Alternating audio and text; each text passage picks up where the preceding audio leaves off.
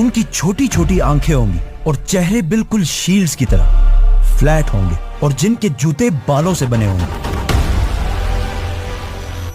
Now रसूलुल्लाह सल्लल्लाहु अलैहि वसल्लम ने इस हदीस के बाद अपनी वफात तक पूरे अरब को फतह कर लिया था और मुसलमानों की एम्पायर पूरे अरब में फैल चुकी थी, जिसके बाद खिलाफत राशिदा के 30 सालों में अबू बकर, उमर, उस्मान और अली की खिलाफत में मुसलमानों ने पहली बार अरब से निकलकर इंसानों की तारीख की सबसे बड़ी एम्पायर बनाई और पहली बार मुसलमान दुनिया के सुपर पावर बने। लेकिन सिर्फ 30 साल हुकूमत के बाद खिलाफत राशिदा खत्म कर दी गई और खिलाफत एक खानदान बनु उमैया के कंट्रोल में आई, जिन्होंने फिर मुसलमानों की इस एम्पायर पर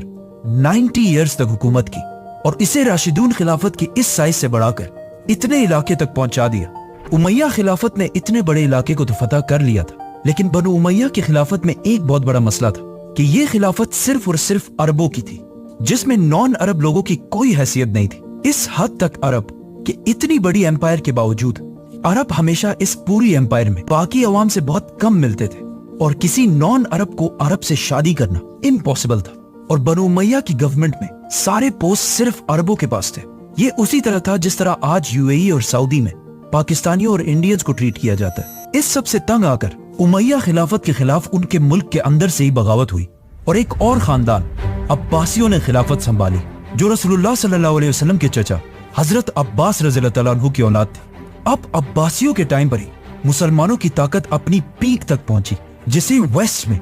इस्लामिक गोल्डन एज के नाम से जाना जाता है, जब बगदाद अब्बासी खिलाफत का कैपिटल दुनिया की सबसे ताकतवर सिटी थी। अब्बासी खिलाफत ने दुनिया की सुपर पावर होने के साथ साथ एक बहुत ही यूनिक काम किया कि उन्होंने अपने कैपिटल बगदाद के अंदर दुनिया की सबसे बड़ी लाइब्रेरी बनाई, जिसे हाउस ऑफ विजडम कहा जाता था। और इस लाइब्रेरी को दुनिया की बेहतरीन किताबों, स्टोरीज और पोइट्री से भर दिया, जिसकी वजह से दुनिया के सारे इंटेलेक्चुअल लोग, साइंटिस्ट, पोइट्स, आर्टिस्ट्स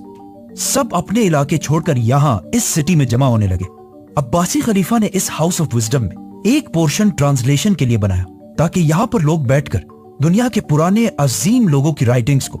अरबी जबान में ट्रांसलेट कर सके। और जब ये ट्रांसलेशन शुरू हुई तो आहिस्ता आहिस्ता अरबी जबान दुनिया की सबसे ताकतवर जबान बनने लगी, जिस तरह आज इंग्लिश जबान है। अब्बासी खिलाफत ने दुनिया में पहली बार साइंटिस्ट को अपने रिसर्च करने के लिए फंडिंग